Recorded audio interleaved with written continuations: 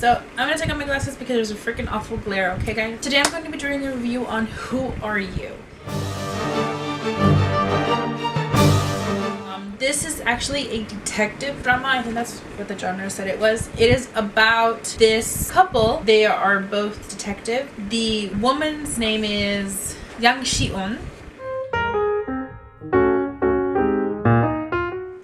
She is going out with another detective named Lee Hyun-jung. But he's doing a stakeout and he hears something and he goes off to go investigate and he gets killed. She hears the gunshot, so she kind of runs over and she gets hurt. She's in a coma for a very long time, and then when she wakes up, she kind of goes back to work, and they kind of put her, they put her in the lost and found department. She has a strange ability when she gets out of this coma. Whenever she touches something that has a spirit attached to it, she sees a spirit. She doesn't really know what to make of it. She knows that they are spirits and she's really afraid at first, so she doesn't really know what to make of it. She kind of keeps it to herself. Her partner, because they do give her partner, Cha Gun-woo, he is very like a very literal man. Like he only believes in the tangible. He doesn't really believe in spirits and ghosts and that kind of stuff. He only believes in what he can see and what he can touch and what he can feel and what's real, what's tangible. They kind of start, or she kind of start getting clues, and they start solving cases pertaining to items in the lost and found. He doesn't really understand at first. Like he doesn't question it. He doesn't really question these things. You know, he just kind of goes with it. He does find it really odd how she can know something about a particular case. He does find it kind of odd, and he does ask her, like, where do you get your information? There are two other people in the lost and found department. They are juniors to these two guys, and they kind of take care of the inventory. One of the other people who are there is Im Sung-chan and Lee Woo-seok. They are the two subordinates, I guess. They have kind of a weird, everybody kind of gets along and they have like a really weird dynamic. Eventually, she gets like a little red box, and when she touches a little red box, her dead boyfriend kind of appears. He's kind of taking care of her. She starts investigating his murder, and the closer she gets to finding an answer, the more in danger she gets. They have like this annual office teamwork seminar kind of thing that they do. One of the things that they go off into like this campground and they work on teamwork. And one of the games that they have to do is they have one person stays at the base camp and the other person goes off, and they have a set of instructions, and the person, or not instructions but directions, the person who stays behind is supposed to give the instructions and the directions to whoever is walking out with a walkie-talkie. And whoever's walking out, you know, that's how you gauge your teamwork. Whoever gets it done quickest, they win, right? So she decides she's gonna go. Gong-woo's gonna stay, and he's giving her the directions and he's giving her the instructions.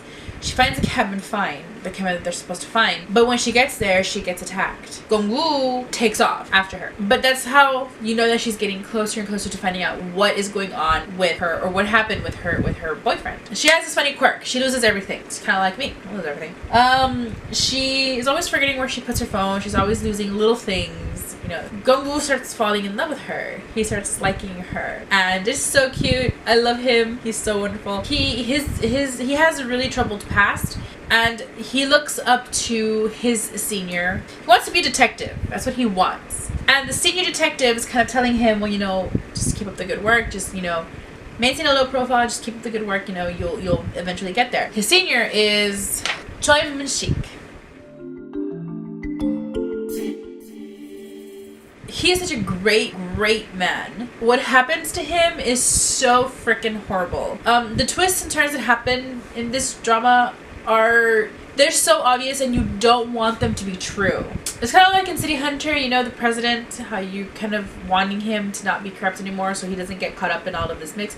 You're kind of hoping and praying that everything that has kind of been leading up to the big reveal is so not true, because personally, I really, really liked the character, and I didn't want it to be true. I didn't want it to be, but it was, and I was so So freaking sad. You guys are gonna get so confused because of that. It's really good. Gongwoo puts himself out on the line for Shion a lot. He kind of chases the bad guy and he has nothing to protect himself but a nightstick. However, he wields that nightstick like a freaking sword. It is so freaking cool to watch. The drama is different than what I was used to. It is so good though. It was really, really good. It was kind of creepy.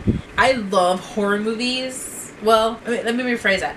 I love the old horror movies. The old horror movies were scary. Horror movies nowadays, they don't really scare me. But I'm hopeful. I like, you know what I like? I do like Asian inspired horror movies. Like Shudder is my favorite movie in the whole world. The American remake is actually okay. It's my favorite American horror movie. The cinematography that they use and the camera work, it's all Japanese based. Like it's all from Japan. So it's so creepy and it is so wonderful. And this drama, it's creepy. I have just decided that Asians know how to make horror. It is so creepy. It is so scary. I really enjoyed it. I enjoyed jumping and being like, oh my god, oh my god, oh my god. Or like when her breath starts coming out wide, I'm like, oh my god, where is it? Where is it? Where is it? And then it just kind of pops out of nowhere and like, ah! I loved it. I loved it. It was really great. I love the two characters dynamic. The two characters dynamic is so wonderful. It's so great. Shion goes to a shaman to kind of figure out what the heck's going on. The shaman is Jang Hee-bin.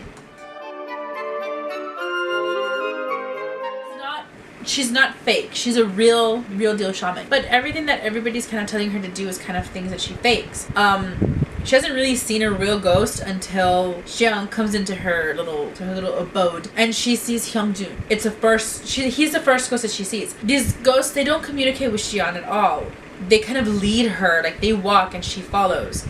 But they don't really talk to her. The only person who Hyungjun can talk to is Hee-bin. And she is just as shocked about it as he is. He kind of realizes that in order for Xian to be safe, she has to figure out who killed him and figure out what's going on with his murder. It's the only way that she's going to be safe. So he kind of helps her. Now, the person who I think grows the most in this drama is Gongwoo. He kind of goes through a lot in this drama.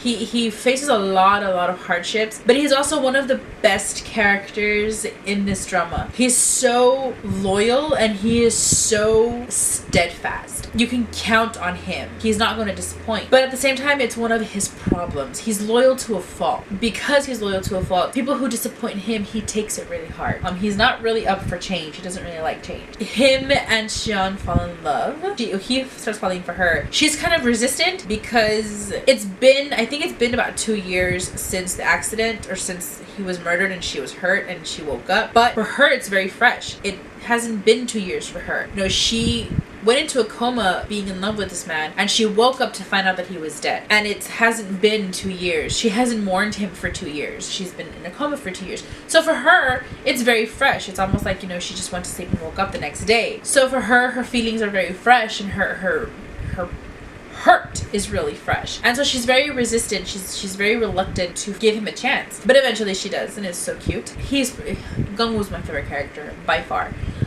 So I watched this drama because Taehyun was in it. However, I found out as I was watching this drama, I kept looking at Shan and like, I know her from somewhere.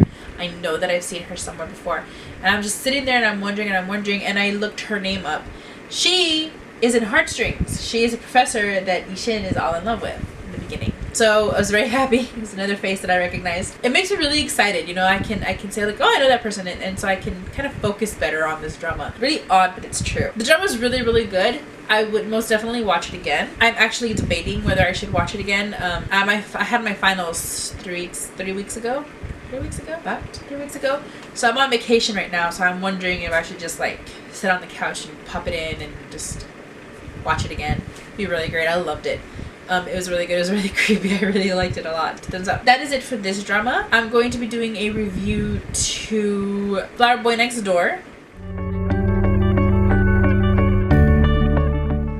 And after that, it's going to be After School Lucky or Not.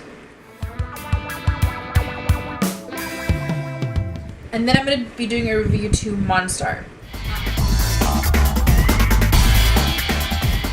If you agree with me, disagree with me, let me know down in the comments below. If you want to see these dramas first and then drop me a line, I'm cool with that too. If you have any suggestions for me, let me know, guys. I'm up for anything, really. I'm really into Korean dramas right now, but I do like Japanese dramas. I love Japanese dramas.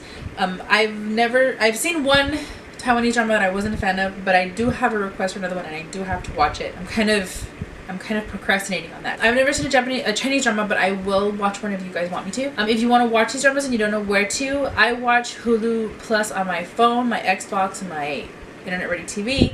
On my computer, if I don't use Hulu, I use Drama Fever.